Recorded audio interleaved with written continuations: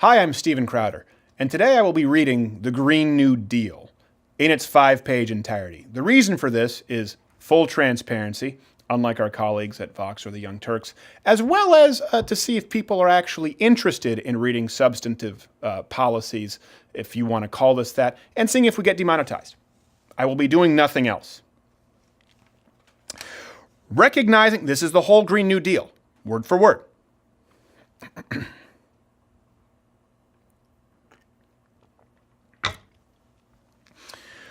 Recognizing the duty of the federal government to create a Green New Deal. Whereas the October 2018 report entitled Special Report on Global Warming of 1.5 degrees Celsius by the Intergovernmental Panel on Climate Change and the November 2018 Fourth National Climate Assessment report found that 1. Human activity is the dominant cause of observed climate change over the past century. 2. A changing climate is causing sea levels to rise and an increase in wildfires, severe storms, droughts, and other extreme weather events that threaten human life, health communities, and critical infrastructure. 3. Global warming at or above 2 degrees Celsius beyond pre-industrialized levels will cause A. Mass migration from the regions most affected by climate change. B. More than $500 billion in lost annual economic output in the United States by the year 2100. C. Wildfires that, by 2050, will annually burn at least twice as much forest area in the western United States than was typically burned by wildfires in the years preceding 2019. D. A loss of more than 99% of all coral reefs on Earth. E. More than 350 million more people to be exposed globally to deadly heat stress by 2050. And F. A risk of damage to $1 trillion of public infrastructure and coastal real estate in the United States. And 4. Global temperatures must be kept below 1.5 degrees Celsius above pre-industrialized levels to avoid the most severe impacts of a changing climate, which will require A. Global reductions in greenhouse gas emissions from human sources of 40 to 60% from 2010 levels by 2030, and B. Net zero global emissions by 2050. Whereas because the United States has historically been responsible for a disproportionate amount of greenhouse gas emissions, having emitted 20% of global greenhouse gas emissions through 2014, and has a high technological capacity, the United States must take a leading role in reducing emissions through economic transformation. Whereas the United States is currently experiencing several related crises with 1. Life expectancy declining while basic needs such as clean air, clean water, healthy food, and adequate health care, housing, transportation, and education are inaccessible to a significant portion of the United States population.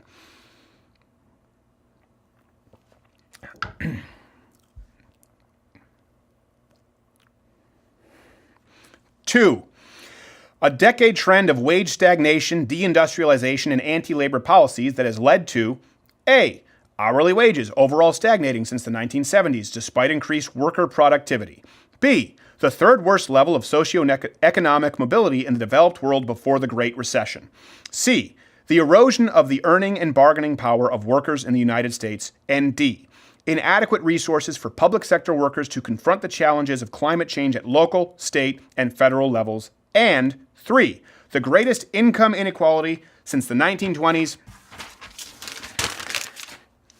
with A. The top 1% of earners accruing 91% of gains in the first few years of economic recovery after the Great Recession. B. A large racial wealth divide. That's how it's written. B. A large racial wealth divide amounting to a difference of 20 times more wealth between the average white family and the average black family. Semicolon. And C. A gender earnings gap that results in women earning approximately 80% as much as men at the median, semicolon.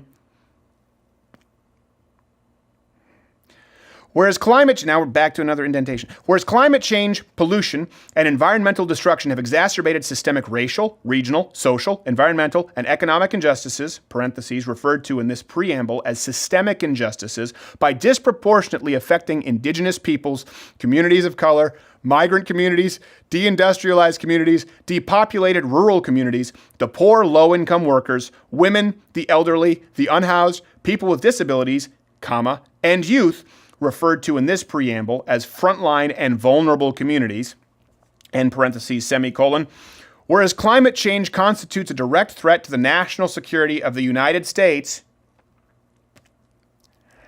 1, by impacting the economic, environmental, and social stability of countries and communities around the world, and 2, by acting as a threat multiplier. Whereas the federal government led mobilizations during World War II and the New Deal created the greatest middle class that the United States has ever seen, but many members of frontline and vulnerable communities were excluded from many of the economic and social benefits of these mobilizations, and whereas the House of Representatives recognizes that a new national, social, industrial, and economic mobilization on a scale not seen since World War II and the New Deal era is a historic opportunity. 1, to create millions of good, high-wage jobs in the United States. 2, to provide unprecedented levels of prosperity and economic security for all people of the United States. And 3, to counteract systemic injustices. Now, therefore, be it resolved that it is the sense of the House of Representatives that 1, it is the duty of the federal government to create a Green New Deal. There we go. A, to achieve the net zero greenhouse gas emissions through a fair and just transition for all communities and workers. B, to create millions of good, high-wage jobs and ensure prosperity and economic security for all people of the United States. C, to invest in the infrastructure and industry of the United States to sustainably meet challenges of the 21st century. D, to secure for all people of the United States for generations to come 1, clean air and water. 2, climate and community resiliency. 3, healthy food. 4, access to nature. And 5, a sustainable environment.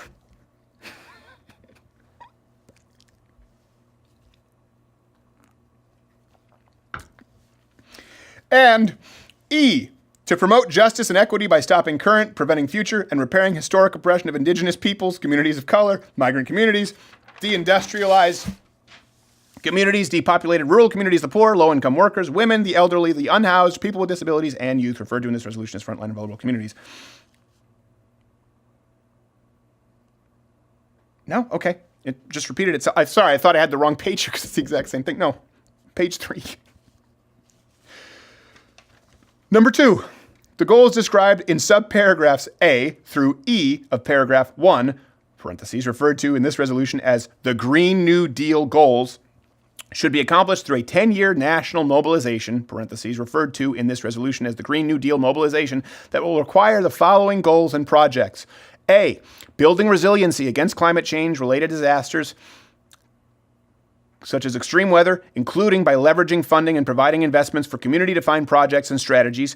B, repairing and upgrading the infrastructure in the United States, including 1, by eliminating pollution and greenhouse gas emissions as much as technologically feasible. 2, by guaranteeing universal access to clean water. 3, by reducing the risks posed by climate impacts. And 4, by ensuring that any infrastructure bill considered by Congress addresses climate change. C, meeting 100% of the power demand in the United States through clean, renewable, and zero-emission energy sources, including 1, by dramatically expanding and upgrading renewable power resources, and 2, by deploying new capacity. D, building or upgrading to energy-efficient, distributed, and smart power grids and ensuring affordable access to electricity. E, upgrading all existing buildings in the United States and building new buildings to achieve maximum energy efficiency, water efficiency, safety, affordability, comfort, and durability, including through electrification. F, spurring massive growth in clean manufacturing in the United States and removing pollution and greenhouse gas emissions from an industry as much as technologically feasible, including by expanding renewable energy manufacturing and investing in existing manufacturing and industry. G, working collaboratively with farmers and ranchers in the United States to remove pollution and greenhouse gas emissions from the agricultural sector as much as technologically feasible, including 1, by supporting family farming. 2, by investing in sustainable farming and land use practices that increase soil health. And 3, by building a more sustainable food system that ensures universal access to healthy food. Need to wet my beak here. This is not in the bill.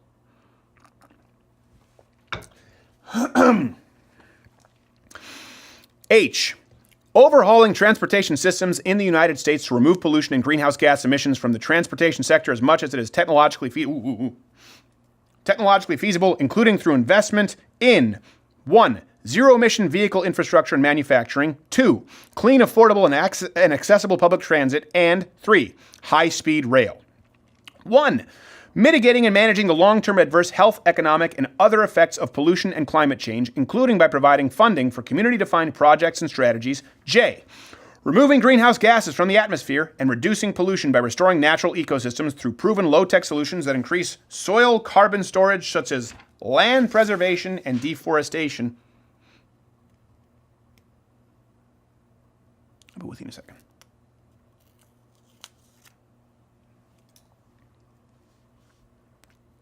K. Restoring and protecting threatened, endangered, and fragile ecosystems through locally appropriate and science-based projects that enhance biodiversity and supporting climate resiliency. L. Cleaning up existing hazardous waste and abandoned sites, ensuring economic development and sustainability on those sites. M. Identifying other emission and pollution sources and creating solutions to remove them.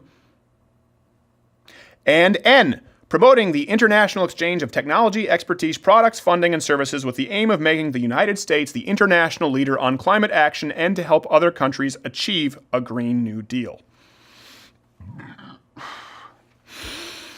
3.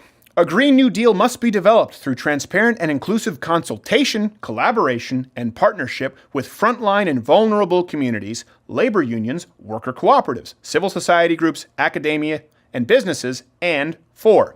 To achieve the Green New Deal goals and mobilization, a Green New Deal will require the following goals and projects.